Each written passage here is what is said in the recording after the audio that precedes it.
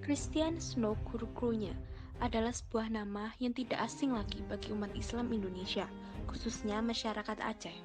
Lahir pada tanggal 8 Februari 1857 di Tolen, Provinsi Oosterhout.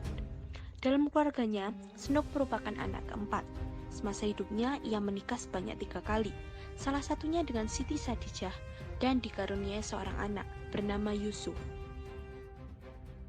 Snoek merupakan orang Belanda yang mampu menaklukkan Aceh berkat keuletan sekaligus kelicikannya dalam memecah belah masyarakat di Senambi Mekah. Snoek masuk ke Aceh dengan menyamar dan membaur dengan penduduk setempat.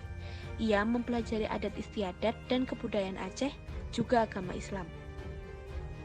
Pada tahun 1874, Snoek menjadi mahasiswa teologi di Universitas Leiden dan meraih gelar doktor pada tahun 1880 dengan disertasi tentang Mekah. Seperti yang ditempuh oleh kebanyakan ahli Islam lainnya, dia melanjutkan kuliah pada kajian sastra Semitis.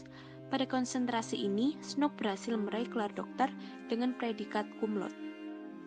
Pada tahun 1885, mula-mula ia tinggal di Jeddah bersama bangsawan asal Pandeglang, Raden Haji Abu Bakar Jaya Diningrat, yang darinya juga Snoek belajar bahasa Melayu.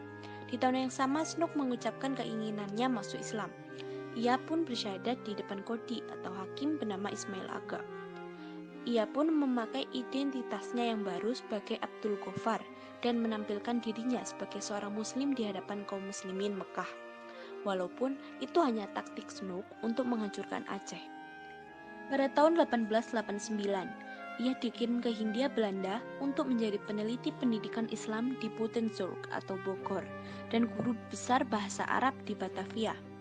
Tahun 1890, Snoek menikahi putri bangsawan pribumi asal Ciamis untuk memperdalam pemahamannya tentang adat dan budaya Indonesia serta Islam. Pada tahun 1891, dengan modal menguasai bahasa Melayu Aceh dan pemahaman yang sangat baik tentang Islam, ia memasuki Aceh yang masih dilanda perang. Ia menjalankan taktik divide et impera untuk memecah belah masyarakat Aceh.